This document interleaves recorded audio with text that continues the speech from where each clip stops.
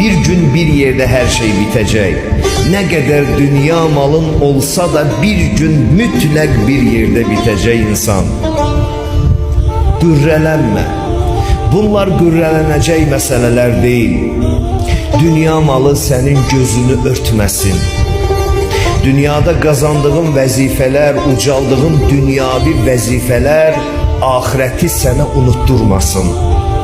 Biz bu değerleri koruduğumuz halda dünyadan kazanmış köçə bilərik.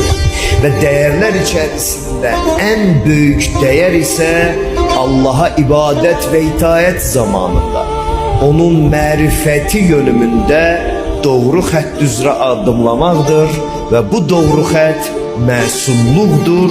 Allah bizi dünya ve ahiret məsum xəttindən ayrı bir xətlərə, ayrı bir yollara, ayrı bir istiqamətlərə yönəltməsin.